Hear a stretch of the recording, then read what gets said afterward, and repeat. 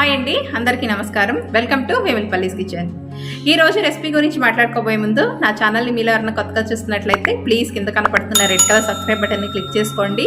పక్కనున్న bell symbol కూడా click చేసుకొని ఆల్ ఆప్షన్ని కూడా మీరు ఎంచుకున్నట్లయితే నేను పెట్టే ప్రతి వీడియో కూడా మీరు మిస్ కాకుండా ఉంటారు. మరి ఇక ఈరోజు రెసిపీ ఏమిటంటే, సాధారణంగా మనం ఇంట్లో అన్నం చేసుకున్నప్పుడు ఎంతో కొంత మిగిలిపోవడం సహజమే.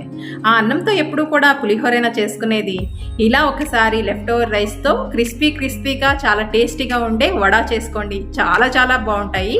ఇవి వచ్చేసి మనము బ్రేక్ఫాస్ట్గా కానివ్వండి లేదా స్నాక్స్గా కానివ్వండి, ఎలా చేసుకున్నా చాలా బాగుంటాయి. మళ్ళీ మీరు చేసుకుంటారు, అంత రుచికరంగా ఉంటాయి. మరి ఇవి ఎలా చేసుకోవాలనేది ఈ వీడియోలో చూసేయండి. నచ్చితే తప్పకుండా లైక్ చేయండి, అలానే మీ ఫ్రెండ్స్తో రిలేటివ్స్తో కూడా షేర్ చేయండి. ముందుగా ఒక మిక్సీ జార్ తీసుకొని అందులోకి నేను 2 కప్పుల వరకు ఉడికించుకున్న అన్నాన్ని వేసుకుంటున్నాను. ఇక్కడ ఫ్రెష్గా వండుకున్న అన్నమైనా సరే లేకపోతే మిగిలిపోయిన అన్నమైనా సరే ఏదైనా యూస్ చేసుకోవచ్చు. ఈ విధంగా వేసుకున్న తర్వాత ఇప్పుడు ఇందులోకి నేను ఒక చిన్న గ్లాస్తో హాఫ్ గ్లాస్ వాటర్ని తీసుకున్నాను. దాంట్లో కూడా నేను హాఫ్ వాటర్నే వేసుకుంటున్నానండి. మిగిలిన వాటర్ని పక్కన పెట్టుకున్నాను. అవసరం పడితే నేను నీళ్లు పోసుకుంటాను. ఇప్పుడు దీన్ని కోర్స్ గ్రైండ్ చేసుకోవాలి. ఈ విధంగా కోర్స్ గ్రైండ్ చేసుకున్న తర్వాత మనము దీన్ని ఒక మిక్సింగ్ బౌల్లోకి ట్రాన్స్ఫర్ చేసుకోవాలి. ఇప్పుడు ఇందులోకి 1/2 కప్పు బాంబే రవ్వ వేసుకోవాలి. ఇలా వేసుకోవడం వల్ల మనకి గారెలు అనేవి క్రిస్పీగా వస్తాయి. అలానే 1/2 కప్పు పెరుగు వేసుకోవాలి. అలానే 1 టీ స్పూన్ జీలకర్ర, 1 టీ స్పూన్ సాల్ట్ వేసుకుంటున్నాను. మీ రుచికి తగినంత అడ్జస్ట్ చేసుకొని వేసుకోండి. అలానే ఒక పెద్ద ఉల్లిపాయని ఈ విధంగా చిన్న ముక్కలుగా కట్ చేసుకొని వేసుకుంటున్నాను. అలానే ఇప్పుడు ఇందులోకి 2 పచ్చిమిర్చీలని సన్నగా కట్ చేసుకొని వేసుకోవాలి. అలానే కొంచెం అల్లం, అంటే 1 ఇంచ్ అల్లాన్ని చిన్న ముక్కలుగా కట్ చేసుకొని వేసుకున్నాను. అలానే కొంచెం కరివేపాకు కూడా కట్ చేసుకొని వేసుకోవాలి. కొత్తిమీర కూడా సన్నగా కట్ చేసుకొని వేసుకోవాలి. వీటినన్నిటినీ కూడా చక్కగా మిక్స్ చేసుకోవాలి. అన్నీ బాగా మిక్స్ అయిన తర్వాత పిండి కన్సిస్టెన్సీ అనేది చెక్ చేసుకోండి. ఒకవేళ గట్టిగా అనిపిస్తే వాటర్ని కొంచెంగా చల్లుకుంటూ మిక్స్ చేసుకోండి.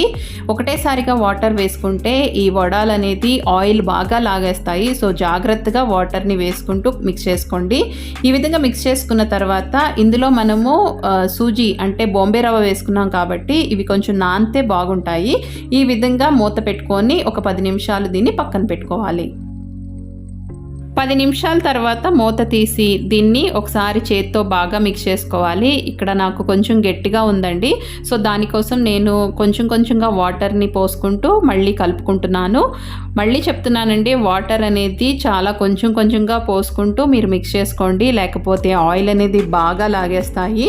ఈ విధంగా మిక్స్ చేసుకొని ఒకసారి కొంచెం పిండిని చేతిలో తీసుకొని ఈ విధంగా వడలాగా చేసుకొని చూడండి. మనకి కన్సిస్టెన్సీ అనేది అర్థమవుతుంది. క్రాక్స్ రాకుండా మనకి వడ స్మూత్గా పర్ఫెక్ట్గా వచ్చాయంటే ఈ కన్సిస్టెన్సీ అనేది పర్ఫెక్ట్గా ఉన్నట్లు. ఇప్పుడు వడాలు చేసుకోవడానికి నేను ఇక్కడ ఒక ప్లాస్టిక్ షీట్ని తీసుకున్నాను. దానిపైన కొంచెం వాటర్ని అప్లై చేసుకుంటున్నాను. మీరు కావాలంటే ఆయిల్ అయినా అప్లై చేసుకోవచ్చు. కొంచెం పిండిని తీసుకొని ఈ విధంగా రౌండ్ బాల్ లాగా చేసుకొని దీని మీద పెట్టుకొని వడ షేప్లోకి ఒత్తుకోవాలి. నార్మల్గా రెగ్యులర్గా చేసుకునే మినప్పిండి వడాలు అయితే కవర్ మీద నుంచి తీయడానికి కూడా కొంచెం కష్టంగా ఉంటుంది. కానీ ఈ వడాలు అయితే చాలా ఈజీగా తీయడానికి వస్తుందండి. ఇప్పుడు దీన్ని రౌండ్గా తట్టుకున్న తర్వాత నార్మల్ గారికి ఏ విధంగా చిల్లు పెడతామో అదే విధంగా దీనికి కూడా హోల్ పెట్టుకొని డీప్ ఫ్రై చేసుకోవాలి. డీప్ ఫ్రై కోసం నేను ఇక్కడ ముందుగానే స్టవ్ వెలిగించుకొని స్టవ్ మీద ఒక కడాయి పెట్టుకొని అందులోకి డీప్ ఫ్రైకి కావాల్సినంత ఆయిల్ని వేడి చేసుకున్నాను. ఇప్పుడు ఈ ఆయిల్లో పట్టినన్ని వడాలని ఒక్కొక్కటిగా వేసుకొని ఫ్రై చేసుకోవాలి. ఆయిల్లో పట్టినన్ని వడాలు వేసుకున్న తర్వాత స్టవ్ని మీడియం ఫ్లేమ్లో పెట్టుకొని వెంటనే కాకుండా 1 నిమిషం తర్వాత గెరెట్తో అటు ఇటు తిప్పుతూ ఇవి మంచి గోల్డెన్ బ్రౌన్ కలర్లోకి మారేంత వరకు ఫ్రై చేసుకోవాలి.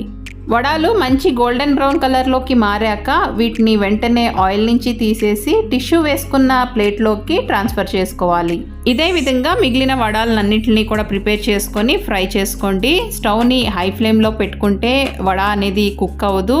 అదే లో ఫ్లేమ్లో పెట్టుకుంటే ఆయిల్ లాగేస్తాయి. సో స్టవ్ని చక్కగా మీడియం ఫ్లేమ్లో పెట్టుకొని మాత్రమే వీటిని ఫ్రై చేసుకోవాలి. ఇక్కడ నేను చూపిస్తాను చూడండి ఇవి ఎంత క్రిస్పీగా వచ్చాయి అనేది.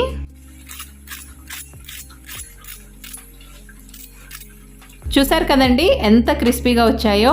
వీటిని కొబ్బరి చట్నీతో కానివ్వండి, పల్లి చట్నీతో కానివ్వండి, లేదా టమాటో చట్నీతో కానివ్వండి, ఏ చట్నీతో అయినా చాలా చాలా టేస్టీగా ఉంటాయి. మరి ఖచ్చితంగా మీరు ఈసారి మీ ఇంట్లో అన్నం మిగిలితే ఈ రెసిపీని ట్రై చేయండి. అలానే మీకు ఎలా కుదిరాయో కూడా నాకు కమెంట్ సెక్షన్లో మెన్షన్ చేయండి. అలానే లైక్ చేయడం అస్సలు మర్చిపోకండి. మరొక మంచి రెసిపీతో మీ ముందుకు వచ్చేస్తుంది వేములపల్లీస్ కిచెన్. అంతవరకు ధన్యవాదాలు.